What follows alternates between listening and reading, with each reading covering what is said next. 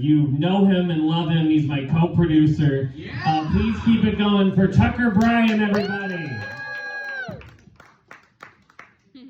Thank you, my very professional co-host, Dan Frank. Keep it going, ladies and gentlemen. Please. Yeah. You've been such a lovely audience. Thanks for coming out this rainy Tuesday night. I am Tucker Bryan. I actually work as a bartender. Give it up for your bartenders, please. Yeah. Tip them generously. It's a dirty job, but they keep their hands clean. I work actually right down the street, Bridge and Tunnel Brewery. Some of you are regulars there. Yeah. Some of my friends supporting tonight. I love bartending at a brewery way better than bartending at a normal bar, because they have to make cocktails. That takes like, I don't know, maybe like 3, maybe even 5 minutes to make one drink. At a brewery, it's like 10, 15 seconds tops, you know? Just pour and go. It's very streamlined. I love it. It's great. But bartending at a brewery is the worst job to have if you really gotta pee. If you really, really gotta go, it couldn't be any worse, if you'll imagine with me. Like here, it's a single-use bathroom at my place, and if there's a line for the bathroom and a line for the beer, I'll be looking back and forth, and I'll be thinking, oh, I'm never gonna go. I'm just never gonna go. I'm never gonna go. My bladder's getting fuller and fuller. It feels like it's gonna explode. Everyone's ordering beer. All the beer looks like urine. It's insane. I start to lose my mind, actually. I start to hallucinate. All the draft beer taps start to look like really short dicks with really wide holes for some reason. That seems to be the most disturbing part. I don't know why. I guess I should discuss that with my psychoanalyst. Bartending also, tough job not to drink too much, as you might assume. When the drinks are free and they're very close, you're gonna drink too much from time to time. Now, I don't really mind it, but my wife, she doesn't seem to like it too much. And there's a specific reason why. It's because I yell in my sleep if I drink too much. What up, Mom? Yes, I get some sleep Tourette's if I get drunk and fall asleep, and my wife will be sleeping very peacefully, having some nice dream, and she'll be interrupted by me being like, no, fuck, shit, no, no, something like that. I assume it sounds like that. I never remember it. I sleep very well. My wife, not so much. And I always know if I've yelled in my sleep, because I'll wake up in the morning, I'll say, good morning, my love, how are you? And she'll just glare at me with this death stare. And with her very sweet voice, she'll be like, you drank too much last night. How could you? I'll be like, I didn't drink too much. She'll be like, of course you drank too much, you yelled in your sleep. I'm like, oh right, yeah, there's that. It's my fault. It's my fault. That's okay. This is the world's least successful AA meeting. Welcome, everybody. Oh, shit, man. I love being married, but I do feel a little bad for my wife. Not because I'm a bad husband, but I am a man. And men are universally disgusting creatures. You'll agree, gentlemen in the audience. Even when we try to be like fucking clean and polite and do the right thing, we're still just gross. My wife will come up to me, she'll give me a hug and a kiss, she'll say she loves me, and this is the time my body decides to lay out the world's nastiest fart. She's like, I love you too.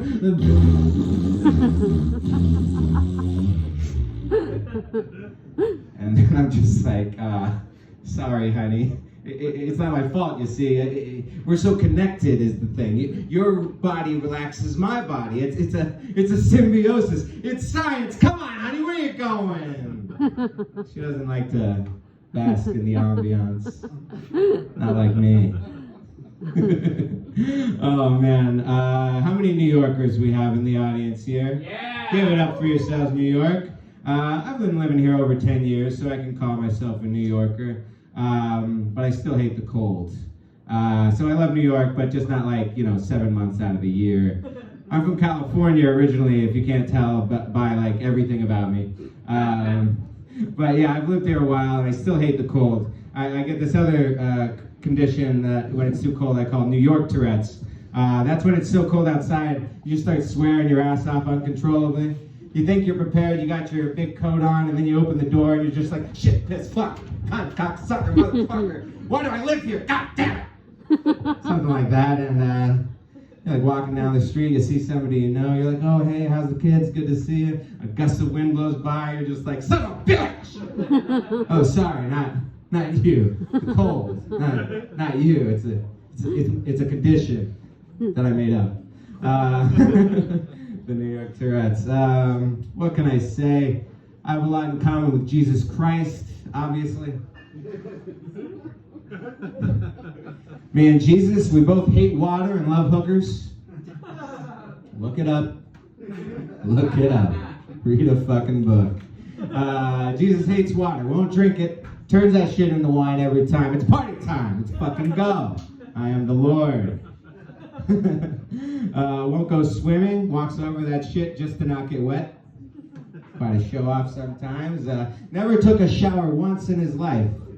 Don't know how he had so many followers. Must have stunk like a bitch. Okay, good guy though, good guy. Hey, for the price you're paying to be here, that's a good fucking joke, ladies and gentlemen.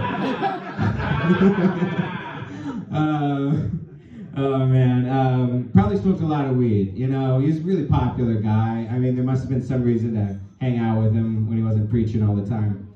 So probably smoked some weed. Good guy. I like smoking weed. I'm a bit of a stoner, you know, I'm not ashamed of it, but we do get a bit of a bad rap sometimes, the weed smokers. People will call us hippies. They'll call us tree huggers, of course. And I get the hippie thing, but tree hugger doesn't really make any fucking sense to me. Because have you ever tried to hug a tree?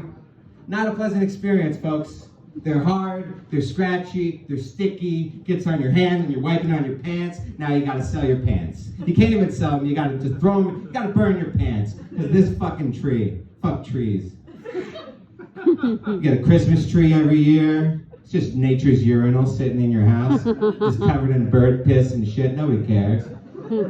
Huge fire hazard, by the way. Just a dead, dying pine tree drying out in the middle of your house. Not a good idea, folks. But the Christians did come up with it, so they've done a lot worse.